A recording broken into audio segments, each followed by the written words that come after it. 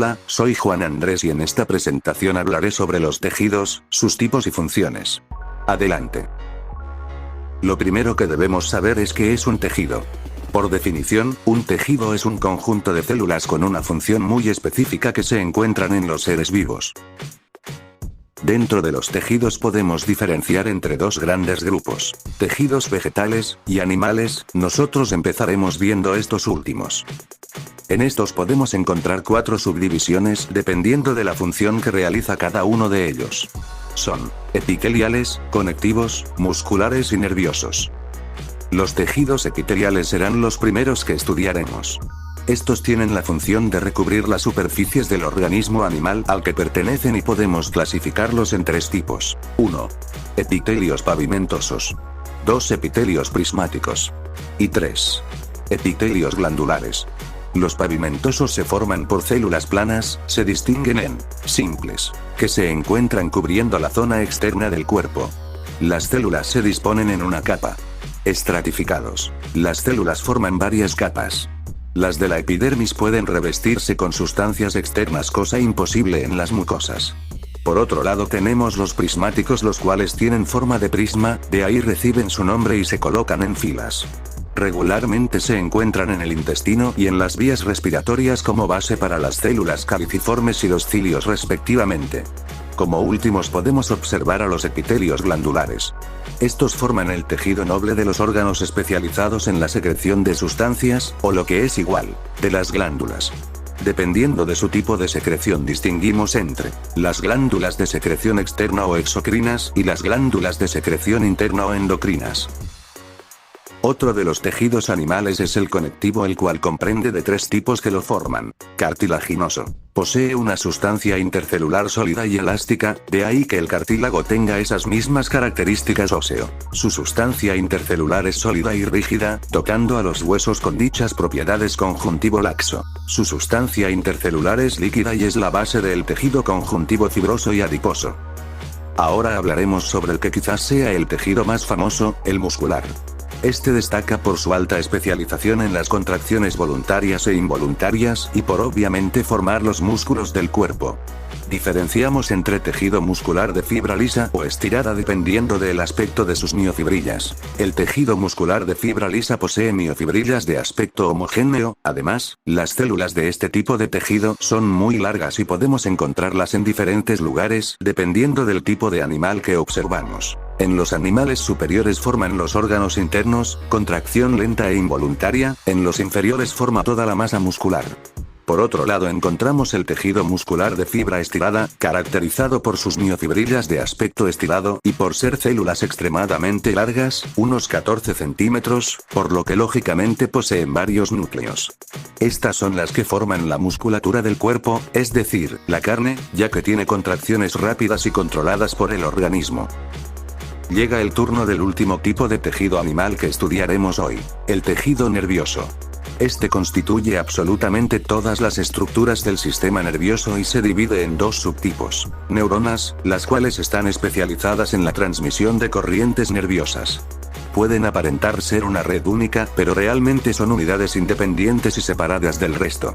Respecto a su estructura debemos saber que las neuronas están formadas por un cuerpo celular que comprende de un núcleo, dendritas, el axón y sinapsis.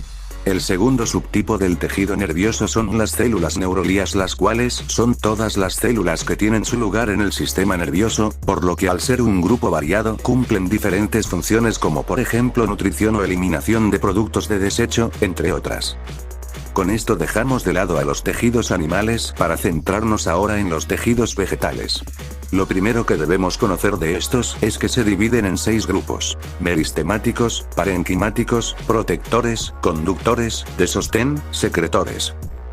Los primeros que veremos serán los tejidos meristemáticos, los cuales son los encargados del crecimiento. Las células que los forman son pequeñas, redondas, no paran de multiplicarse y tienen un citoplasma denso. Dependiendo cómo ayuden al crecimiento de la planta diferenciamos entre primarios, secundarios.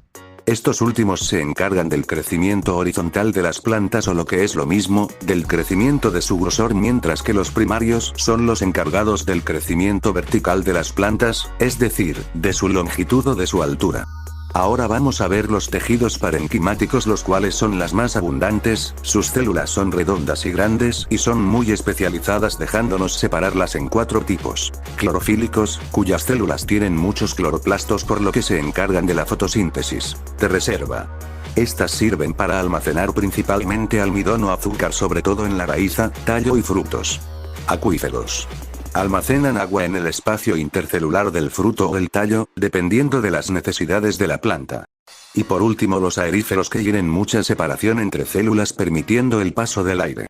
Están en las raíces para facilitar la respiración celular. Bien, ahora vamos a analizar brevemente los tejidos protectores. Se divide en 2 subgrupos que tienen una característica clave en común: no tienen espacio intercelular. Los epidérmicos solamente cuentan con una capa de células planas carentes de clorófila y las separamos en 2 tipos dependiendo de su ubicación. Epidermis de la raíz. El tejido de estas es muy poco reforzado para facilitar la absorción de nutrientes, o epidermis de hojas y tallo. Las paredes de este tejido está impregnado de cutina que protege a las plantas de la desecación. Por otro lado tenemos los subverosos, que se forma por células muertas llenas de aire que en conjunto acabarán formando corcho o suber. Toca el turno de los tejidos conductores. Estos se forman por células alargadas en forma de cilindro que controlan y permiten el paso de la savia por la planta. El tejido conductor leñoso es uno de los 2 tipos de tejido conducto que podemos encontrar. Este se compone principalmente por vasos leñosos que transportan la savia bruta de las raíces a las hojas. A diferencia del leñoso, el tejido conductor liberiano transporta la savia elaborada de las hojas al resto del cuerpo de la planta. Entrando en la recta final nos topamos de pleno con los tejidos de sostén. Este tejido es el encargado de dar consistencia y rigidez a cada una de las partes de la planta. Distinguimos entre: la colénquima es la que aporta resistencia y elasticidad a las partes más jóvenes de la planta a la que pertenece. O la esclerénquima, la cual se forma por células muertas con paredes muy gruesas. Dependiendo de la forma de las células serán fibras, si su forma es alargadas, o petrosas, si tienen formas redondas. Por último vamos a aprender un poco del tejido secretor. Las células que lo forman fabrican y almacenan sustancias muy aprovechables por los humanos como esencias, gomas o resinas. A veces puede tratarse de bolsas secretoras, otras veces de tubos laticíferos, en ocasiones células epidérmicas o incluso tubos resiníferos. Hemos llegado al final del video, espero que os haya gustado, en especial si eres mi profesor de biología, jajajajajaja. Debería ponerme buena nota, ¿no crees? Dale like y suscríbete si has llegado hasta aquí y comenta qué tejido te ha parecido más interesante. Hasta la próxima.